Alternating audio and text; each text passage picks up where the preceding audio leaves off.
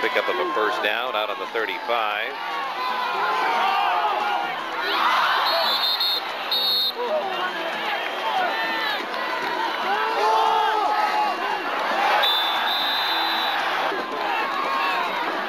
It's 3rd and 10.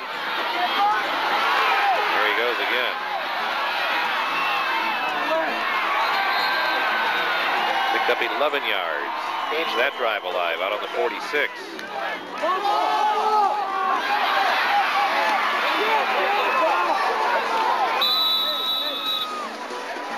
Pass complete.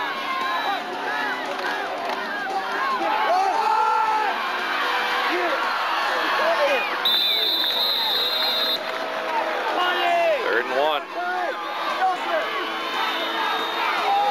And lining up over center and giving the ball to Cornell, who actually fumbled it. We didn't see that from our side of the field.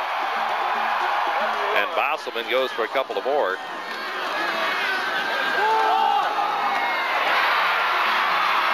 This pass to Cornell. The Wildcats are on the Huron 14-yard line.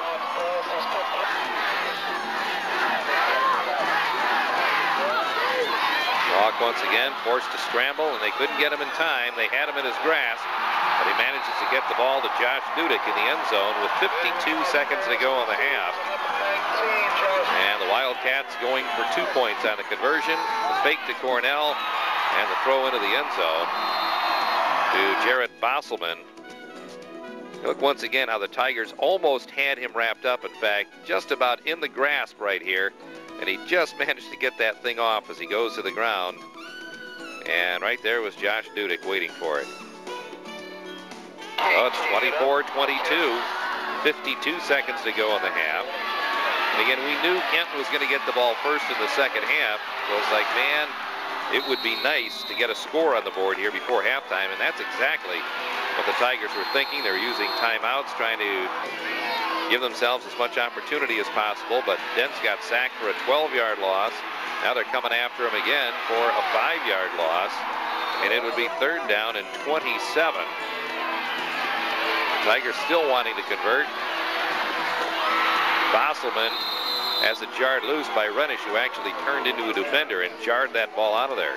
So now on 4th down and 27, the 29-yard line, the Tigers would kick it away. And Kenton would get one last shot here in the first half with 11 seconds to go. And the ball from the 46, but you see the bad snap. And Mock just heaving that thing down the field. Both teams knowing, as Robert Dents comes up with the interception, but both teams fully aware of the fact that they better take advantage of every possible scoring opportunity, because you couldn't have enough points in this game. Watching it all over again tonight. TW Teleproductions Game of the Week, Huron 24, Kenton 22. Catch your breath and get ready for half number 2 coming up next. Josh Manor kicking off to start the second half as the Bulldogs would get it first.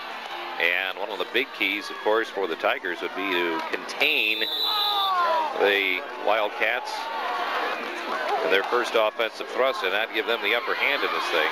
You just have to stay a leg ahead of these guys all night long. Billy Kozad with a 16-yard reception out to the down to the Huron 49.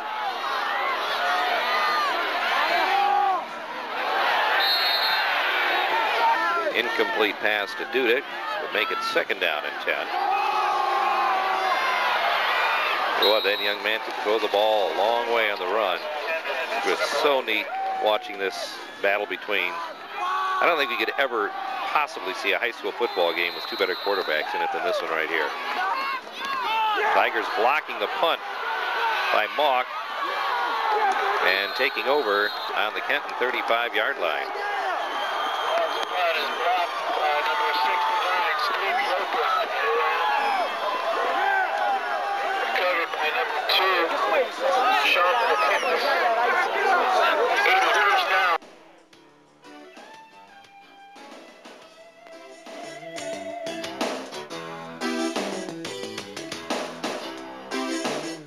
Kind of looked right there like it was Steve Yoakum that got his hands on the ball and giving the Tigers this huge opportunity, but Michael Bogdan getting shut down on the first play to make it 2nd down and 15. But as usual, that's okay for the Tigers. Robert Dents taking care of business right here. Goodbye.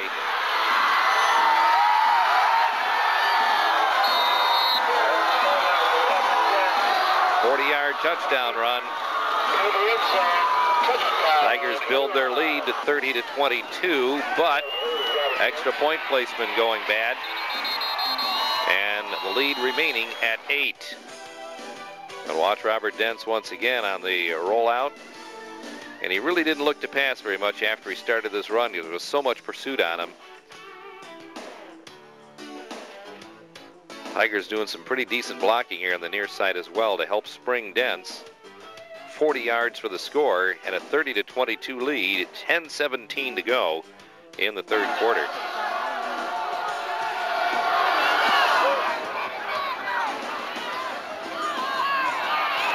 Cornell having a hard time corralling the ball and then being covered well downfield by Derflinger, and it would be first down and 10 for Kenton. From deep at their own end of the field, but Mock just won't let him stay down there. 27-yard carry out to the 45.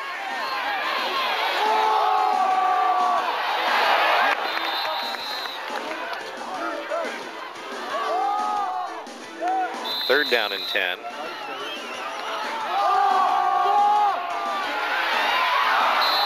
Again, this being a huge stop for the Tigers and make it fourth down and 10. The Tigers will get pinned back to their 14-yard line here to start this drive. And again, anytime, we said this earlier, and looking back, it's just so dang gone true when you hold them without a score. To make it worthwhile, you almost have to get down the field to score to make it from deep at their own end of the field. Dents, 2-yard loss.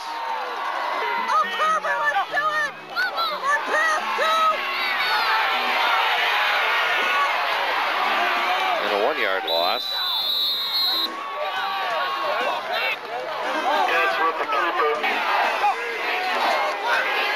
They were just really coming after Dents. There's a 3-yard loss, and this series goes -6 and makes it fourth down and 16. Now here is one of the key series of the game coming up. The punt by Asher was high, but it was very short. Only a 14-yard punt, and Kenton would get the ball on the Tigers' 24-yard line. But on first down, here's Mock carrying for an apparent touchdown, but it would be called back because of a hold. They recovered a fumble in the end zone, which would have made it a first down, or would have made it a touchdown, but there's a personal foul called on Kenton in the end zone. So what you had here was a holding call, which brought it back, plus the personal foul made it first and 36.